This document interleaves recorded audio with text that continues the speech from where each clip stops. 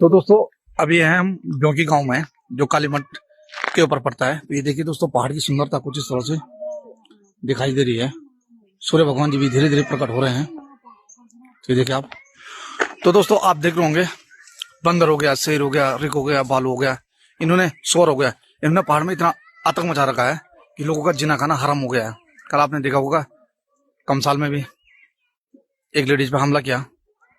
तो दोस्तों ये बंदर कम थे, शेर कम थे, सुअर कम थे, जो कि यहाँ बालू छोड़े गए हैं। भालू दोस्तों जो पहाड़ में होते थे तो कुछ इस तरह से होते थे कि उनके चेहरे पे बालू की भाल होते हैं, जो बाल इनकी झालियां होती थी। तो लोग कहते थे जब कभी भालू आता था, कभी कभार साल 2 साल 5 साल में कभी दिखता था, तो डाउन की तरफ भागो, क्योंकि जो बाल आते थे वो आंखों में आते थे, तो उसको दिखाई नहीं देता था। आज ऐसे बालू आ रखे हैं जैसे उनके बाल बना रखे होंगे। पता नहीं दोस्तों किन लोगों ने ये बालू यहाँ पहाड़ में छोड़े हैं, जो लोगों के दरवाजे तक तोड़ रहे हैं। तो दोस्तों जितना ये पहाड़ सुंदर दिख रहा है ना आपको, तो यहाँ रहने का मन करता था। आज इस पहाड़ को देख के बहुत डर लग रहा है। लोगों का घर में तक रहना बहुत मुश्किल हो गया है। ये लगा लो आप, घर के अंदर तक घुस रहे हैं और घर के दरवाजे तोड़ रहे हैं। तो आप खुद सोच सकते हैं कि इस पहाड़ में कौन रहेगा। आज दोस्तों ये प्लान का सबसे बड़ा मुद्दा बनेगा जंगली जानवरों का।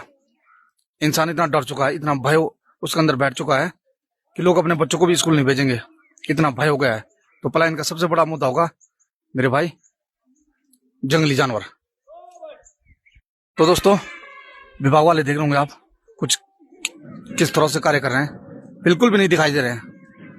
वन विभाग वाले इनको इतना कार्य करना चाहता कि जो लोग सेफ रह सकें। और लोगों का सेफ तो रहना दूर, सबसे बड़ा मुद्दा बनेगा ये प्लान का। सरकार को इस पर गौर करना चाहे। ऐसा ना हो कि सारे पहाड़ खाली हो जाए और यहाँ जंगली जानवरों का निवास हो। लोगों का जीना बहुत मुश्किल हो गया है, बहुत ही ज्यादा।